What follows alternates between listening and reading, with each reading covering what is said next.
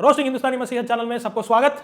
इस वीडियो में इंडिया का बहुत बड़ा बहुस्वादकता बहुत बड़ा बिजनेसमैन और उसका बिजनेस में अभी नया मार्केटिंग मैनेजर उसकी खुद की बेटी कौन सा वचन को लेकर लोगों को भरमारा करके हम इस वीडियो में देख लेंगे। चलो अपन वीडियो में जाएंगे। My dear friends, today we're meditating on the verse which is in Zephaniah 3:5. प्यारे दोस्तों, आज हम मनन कर रहे हैं जो है वचन सपन्या 3:5। ये लोग इंडिया में बहुत सारे राज्य में इनका जो सेवकाई की नाम और इनकी सेवकाई की जो काम बहुत ज्यादा है, लेकिन आज तक इस स्टेला रामोला का पप्पा पाल दिनकरन और उसका पूरा परिवार एक हिंदी शब्द भी नहीं जानता। लेकिन सेवकाई बढ़िया बहुत बड़ा इतना साल से कर रहा है उत्तर भारत में, पर हिंदी नहीं जानता। ठीक है, ये बहन कौन सा वचन को ले आ रही थी? सपन्या से न्याय की बारी में। ये कहता है, यहोवा जो उसके बीच में है वो धर्मी है, वो कुटिलता ना करेगा, वो अपना न्याय प्रति भोर प्रकट करता है। Yes, my dear friends, are you waiting for justice?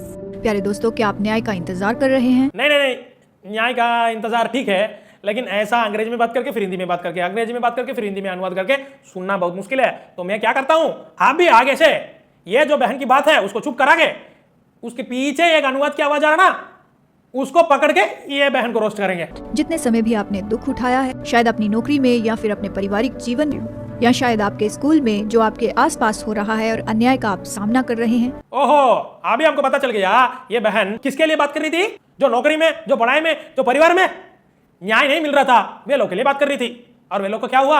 आप शांत होंगे और आप कह रहे होंगे कि मैंने कुछ गलत नहीं किया, लेकिन मेरे ऊपर ये गलत आरोप लगाया है। प्यारे दोस्तों, लेकिन परमेश्वर कहता है कि वो धर्मी न्यायी है, वो अन्याय नहीं करता है। आज वो अपना न्याय आपके ऊपर दिखाएगा। सच बात है, ये यीशु बुलाता है मिनिस्ट्री सेवकाई का। अच्छा काम क्या है पता? ये लोग हर एक वीडियो शो में नहीं तो हर एक प्रचार करने के समय वचन को ठीक रीति से पढ़ते जाएगा और पढ़ के सुनाएगा। फिर उसके बाद उस वचन की जो व्याख्यान है, उस वचन की संदर्भ की जो सच्चाई है, उसमें ये लोग उंगली टांग के अच्छी तरह से घुमाएगा और हमको भरमाएगा। हमारे प्यारे भाई के जीवन में यही तो हुआ है। इनका नाम है जया रमन। इनके ऊपर झूठा आरोप लगाकर केस दर्ज था। ये उस केस में शामिल नहीं थे, लेकिन फिर भी इनका नाम जोड़ दिया गया। वो बहुत ज्यादा मानसिक तनाव में से जा रहे। ठीक है, इन लोगों का मार्केटिंग यानी कि बिजनेस की जो मार्केटिंग है, ये किस रीति से चलता है पता? आगे पहले एक वचन बोल देगा, फिर उस वचन को व्याख्यान करेगा या नहीं करेगा, लेकिन खास करके एक गवाही को लेके आएगा। उस गवाही भी किसके साथ साथ आएगा पता? वो भी हम अच्छी रीति से जान लेंगे। यहाँ जयरामन करके एक भाई, उसके परिवार में न्याय के बिना घूम रहा था। तब क्या हुआ? इस समय के दौरान उनकी बहन ने उन्हें पुदुचेरी में प्रेयर टावर के बारे में बताया।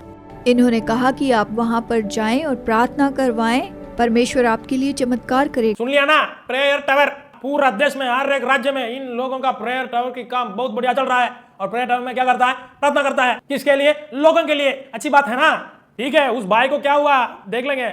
बोला था ना, वे लोगों की सेवकाई के साथ ऐसा वाला गवाही को लेके आएगा। बहुत बढ़िया गवाही है। इसको सुनकर मेरे को भी मन लग रहा है कि जाओ कि अपना जो कमी है, घटी है, कुछ भी हो, प्रेयर टावर में जाके मध्यस्थता लोगों को, यानी प्रार्थना के लिए मध्यस्थता कर रहे ना, वे लोगों को बोले और वे लोग मेरे लिए प्रार्थना करें, फिर मैं चंगाई और छुटकारा और सारे चमत्कार पा सकूं। बहुत अच्छा लगता है ना मसीह जिंदगी में ऐसा करना? बहुत सरल काम है। कुछ चाहिए, जाओ, वे लोग तुम्हारे लिए प्रार्थना करेगा, फिर अपना दुख, अपना बोझ, अपना सारा संकट दूर हो जाएगा। तो ये अपनी पत्नी के साथ वहाँ गए। प्रार्थना मध्यस्थों ने इनके लिए प्रार्थना की। उस रात परमेश्वर ने इनकी प्रार्थना चमत्कारी रीति से सुनी और उस केस से इन्हें बरी कर तो दिया। आज अपना वीडियो का संदेश क्या है?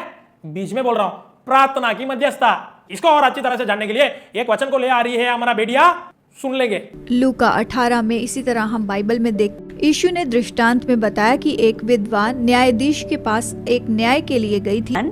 वो न्यायाधीश परमेश्वर का भय नहीं मानता और वो अन्यायी था। लेकिन जब वो विधवा बार बार जाकर उनके पास विनती किया करती, उसने कहा कि मैं इसका न्याय चुकाऊंगा क्योंकि ये बार बार आकर मुझे तंग करती है। ठीक है, हमको ये बात पता है प्रभु यीशु मसीह ने लगातार बिना रुकावट किस रीति से परमेश्वर से प्रार्थना विनती करना है, उसके लिए एक अच्छा उदाहरण बता के एक शिक्षा प्रार्थना के ऊपर 18 अध्याय लूका में दिया है। उसको लेकर ये बेड़िया क्या कह रही थी? हम न्याय पाने के लिए बार बार परमेश्वर से मांगना पड़ेगा। ठीक है, पर वचन में क्या लिखा है? उस विधवा ने खुद जाकर वो अन्यायी आदमी के पास जाके विनती किया हर रोज। लेकिन इन लोग का कहना क्या है? हम खुद प्रार्थना नहीं करना, पर हम जाना पड़ेगा प्रेयर टावर की मध्यस्थता प्रार्थना करने वाला के पास। ये दोनों के अंतर पता चल गया ना? यीशु ने कहा कि जब ये अन्यायी न्यायाधीश न्याय दे सकता तो क्या परमेश्वर अपने चुने हुओं का न्याय ना करेगा जो उसे दिन रात पुकारते रहते हैं? क्या वो उन लोगों को मना कर? यीशु ने कहा कि वो तो जल्दी ही न्याय को देखेंगे। यही हमने मिस्टर जयरामन के जीवन में देखा है। जयरामन के जीवन में वो खुद जाके परमेश्वर से प्रार्थना करके चमत्कार पाया, ऐसा तो नहीं देखा ना। प्रेयर टावर में गया, वहां पर मध्यस्थ लोग प्रार्थना किया, चमत्कार पाया, यही तो देखा। परमेश्वर आपके लिए जल्दी से न्याय लेकर आए। आपका इंतजार खत्म हुआ। लोग नहीं देख पाएंगे कि आपके अंदर क्या हो रहा है, बंद दरवाजे के पीछे क्या हो रहा है। आपने जो किया लोग शायद वो ना जाने, लेकिन परमेश्वर आपको देख रहा है। बस तो पता चल गया इन लोगों का उद्देश्य क्या है। बिजनेस करने वाला क्या करेगा, उनका खुद का मार्केटिंग के लिए हमारा पास प्रेयर टावर है, तुम्हारा पास कमी घटी है, तो तुम डायरेक्ट परमेश्वर के पास प्रार्थना नहीं करना चाहिए, इसलिए हमारे पास आओ, करता हूं मैं तेरी चिंता, तुम क्यों चिंता करते हो करके प्रेयर टावर में लोग हमारे लिए चिंता कर रहा है, हमारे लिए वो लोग दुख उठा रहा है। इसलिए हम क्या करना, खुद प्रार्थना नहीं करना, हम हमारा मसीह जीवन में खुद आत्मिक रीति से आगे नहीं बढ़ना, खुद परिपक्वता को नहीं पाना।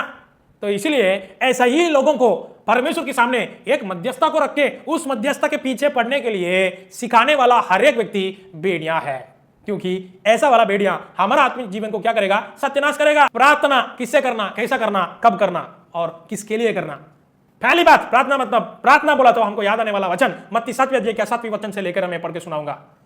मांगो तो तुम्हें दिया जाएगा, ढूंढो तो तुम पाओगे, खटखटाओ तो तुम्हारे लिए खोला जाएगा, क्योंकि जो कोई मांगता है उसे मिलता है, और जो ढूंढता है वह पाता है, और जो खटखटाता है उसके लिए खोला जाएगा। तुम में से ऐसा कौन मनुष्य है कि यदि उसका पुत्र उससे रोटी मांगे तो वह उससे पत्थर दे, वह मछली मांगे तो उससे सांप दे?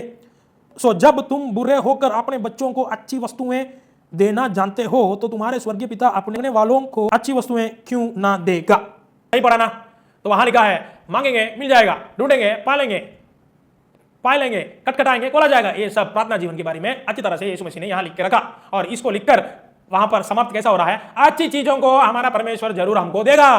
कौन सा अच्छी चीज? अच्छा मकान है ना, अच्छा नौकरी, अच्छा सैलरी, अच्छी पत्नी, अच्छा पति, अच्छे बाल बच्चे, ये सब अच्छे चीज यानी वस्तुएं प्रभु हमको दे देगा। तो इसलिए इन सारे चीज के लिए हम मांगेंगे और प्रभु से पा लेंगे। इन सारे चीजों के लिए हम प्रभु के पास मध्यस्थता व्यक्ति को रखकर उसके द्वारा प्रार्थना करेंगे, हमको मिल जाएंगे, ऐसा ना। बाइबल के अनुसार देखा तो कौन है ये मध्यस्थता? हम पुराना नियम में देखेंगे बहुत सारे लोग मध्यस्थता प्रार्थना करते थे, सही है। अब्राहम ने लोत के लिए और उसका कुटुंब के लिए, सोदोम गोमोरा में वे लोग नाश नहीं होने का करके मध्यस्थ किया प्रभु के सम्मुख में, और प्रभु ने वे लोग को बचाया। मूसा नबी ने मध्यस्थता प्रार्थना किया कि सारे इजराइल लोगों को परमेश्वर नाश नहीं करे और वे लोगों को बचाए।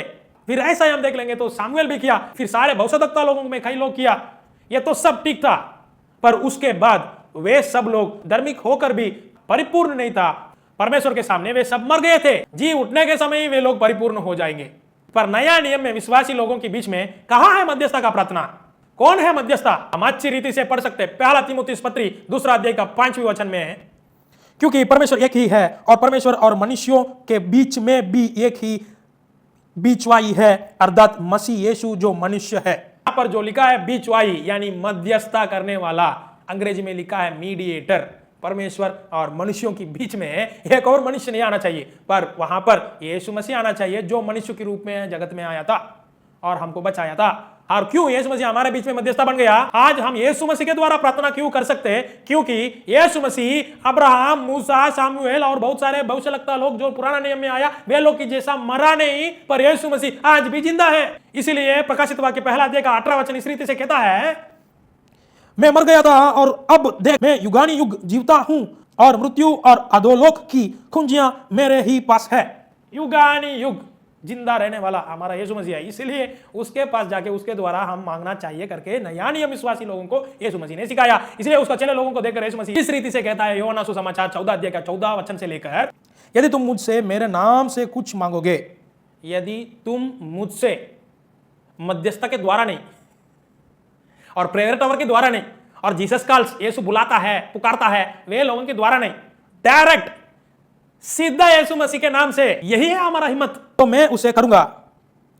16 और मैं पिता से विनती करूंगा और वह तुम्हें एक और सहायक देगा कि वह सर्वदा तुम्हारे साथ रहे। आप ठीक रीति से इस वचनों को समझना पड़ेगा। वहां पर मेरा नाम से मांगो बोला और मेरा नाम से क्या मांगने का और क्या पाएंगे वो भी बोल दिया। हम मत्ती में पढ़ा, मांगो मांगो, ढूंढो और खटखटाओ। किस चीज के लिए? वहां पर पड़ा अच्छा चीजों को मांगने का और वो मिल जाएगा। वो अच्छा चीज क्या है पता? संसारिक चीज की तरह घर चाहिए, नौकरी चाहिए, काम सफल होना चाहिए, ये चाहिए, वो चाहिए, ऐसा नहीं। उस मत्ती में जो लिखा उसको हम लूका 11वीं अध्याय पढ़ने के समय हमको अच्छी तरह से समझ में आएगा। पढ़ लेंगे लूका 11वीं अध्याय का 11वीं पद से पढ़ूंगा। तुम में से ऐसा कौन पिता होंगे कि जब उसका पुत्र रोटी मांगे तो उसे पत्थर दे, या मछली मांगे तो मछली के बदले उसे सांप दे, या अंडा मांगे तो उसे बिच्छू दे? सो जब तुम बुरे होकर अपने लड़के बालों को अच्छी वस्तुएं देना जानते हो तो स्वर्गीय पिता अपने मांगने वाले को पवित्र आत्मा क्यों ना देगा? अरे भाई साहब, यहां पर वचन तीव्र रीति से कहता है कि हम पवित्र आत्मा को यीशु के नाम से मांगना चाहिए। वही अच्छी वस्तु है, वही सर्वदा हमारा साथ रहेगा। घर निकल जाएगा, नौकरी निकल जाएगा, पति पत्नी पता नहीं क्या होता है, संसार में जो भी चीज है वो सब मिटा जाएगा, पर पवित्र आत्मा को मांगने वाले हम पवित्र आत्मा के द्वारा सदा काल यीशु मसीह की जैसा युगानी युग उसके साथ जीवित रह सकते। इसलिए मांगने वाला पवित्र आत्मा को मांगना चाहिए करके यीशु मसीह ने यूहन्ना 14:16 में भी कहा, और मांगो, ढूंढो, खटखटाओ करके यहां पर भी कहा। तो मध्यस्थता कौन है? यीशु मसीह है। हमारा आत्मिक परिपक्वता यीशु मसीह को ही मांगने का और यीशु मसीह का आत्मा को मांगने का। ऐसा बीच में एक मध्यस्थता को रख के पुराना नियम में नहीं वास करना। हम नया नियम में आ चुका है और नया नियम की विश्वासी बन गया है। ऐसा वालों वीडियो के बीच में हम बहुत सावधान रहने का। और आने वाला वीडियो में बाल दिनकरन और उसका यीशु बुलाता है सेवकाई, जो भी भेड़िया की वेश है उसको फाट के कुल्ला कुल्ला करके परमेश्वर के वचन जान लेंगे। प्रार्थना के बारे में और आने वाला वीडियो में अच्छी तरह से सीख लेंगे। बाय।